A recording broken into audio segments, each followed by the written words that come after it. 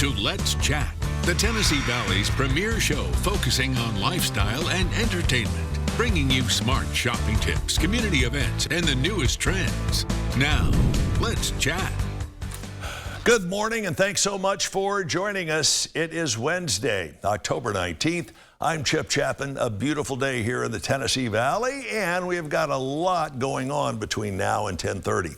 Let's put the hammer down and spend a few minutes with our friend, the guy that half the country was listening to this past Saturday as the Vols beat Alabama. The voice of the Vols, Bob Kesling. Bob, good morning.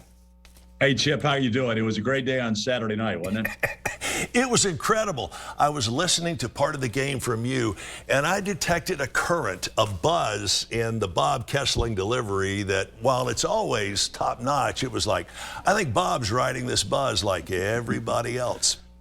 Well, you know, the Tennessee-Alabama game has always been special. I mean, it's 105 years old, and these have been longtime rivals, and it is indeed one of the great rivalries in all of college football.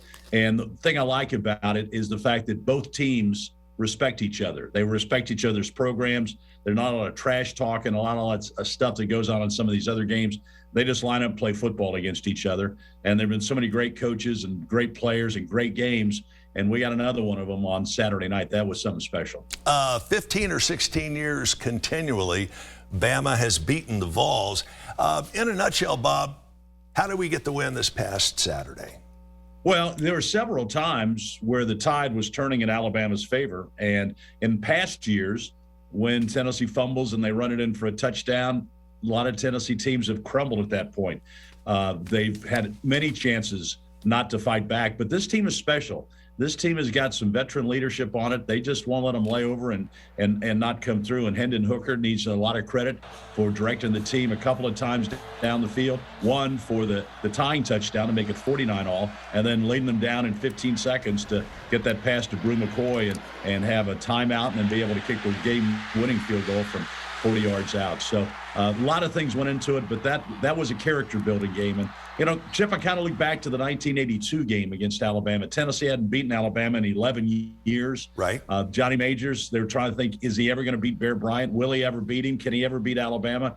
And suddenly that 82 team came up with a big upset against Alabama. Johnny Majors beat Bear Bryant finally, and that kind of propelled Tennessee into really what was the end of the 80s and then into the 90s. And so you're hoping that this game on Saturday gets the monkey off Tennessee's back, and now this team will propel forward in some championship seasons, and who knows, maybe this year even. In the crowd I was with, I got to tell you, I was talking with a couple of folks, and I said, somewhere John Ward and Johnny Majors are smiling to beat the band right now. No question. I firmly believe that was that was the case in point. Let me ask you this, and we're going to talk a little bit more about the nuts and bolts of the game coming up in a moment. But first of all, how do you think this win over Alabama, psychologically at least, will benefit the Vols for the rest of the season? Oh, it's huge. I mean, I thought the Pittsburgh game was a big stepping stone. They went on the road. They beat a top-ranked team. They found a way to win the game. The offense didn't play that great that day. They only scored 3 points in the second half, but the team found a way to win that game in overtime. And then you got the monkey on your back against Florida. Well, you can't beat Florida. Well, they come up and they beat Florida. So that's another big step. And this is now a huge step against Alabama. I mean, you're talking about the premier program, you know, in the Southeastern Conference for the last decade. So now you beat them, and now the door's open for a lot of possibilities for this team. I mean, the Georgia game is going to be huge. You can't stub your toe before you get to Georgia. That's the one thing about this win. What are you going to do with it? You know, it's great to get this win over Alabama, but what do you do with it? Do you build on it? Do you take those next big steps? Is this, from a recruiting standpoint, from a momentum standpoint, what do you do with this win? The one thing I remember at the 82 game when they finally beat Alabama, they lost the next week to Georgia Tech. So Tennessee surely does not want to have a letdown after this big win and think they've accomplished something, because there's so many things out there they still can accomplish, and that is win the SEC and go on to the college football playoffs. And those things are in front of them, and I think the players know that. Is it fair to say this was the biggest recruiting moment the Vols have had in ages? Oh, I'd say it's right up there. They had a lot of recruits in for the Florida game, and they had a lot more in for Alabama. But I think recruits all over the country that maybe didn't even have Tennessee on their radar. Right. Saw that game on Saturday and thought, that's a pretty fun offense to play. And if I'm a wide receiver, they're going to throw me the football, and I can get open and score touchdowns. Yeah, go ahead, Chip. No, I was going to ask you a couple of things very quickly. Number one, in a nutshell, what do we have to do before taking on Georgia? But number two, let's jump ahead to this for a moment. What was your reaction when you saw the goalpost coming down and getting taken out of the stadium? Well, they only got one out. Only one set of goalposts made it out. The other side, by the student side, they carried the goalpost up. They couldn't get it out the south end zone. They tried to get it up through the student section. And I made the comment on the air, surely to goodness there's an engineering student somewhere out there that can help them dismantle that goalpost and get it out of the stadium.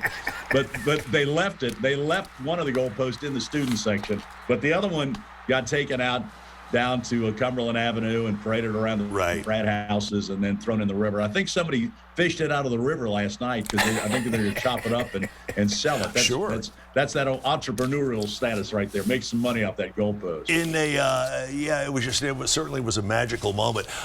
The syndicated talk show, The Talk, did 6 full minutes on the game. That's unusual for them. And I don't know if you happen to see this or not, but Nora O'Donnell from CBS also covered that briefly Monday night.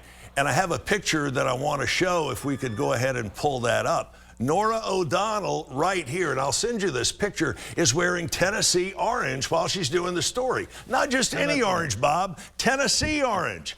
It was Nora. It was incredibly cool. Man, again, you and your team absolutely outdid yourselves on Saturday. It was so fun listening to you. The excitement, the buzz, it was very palpable. I mean, it was just, it was incredible. Hats off to you.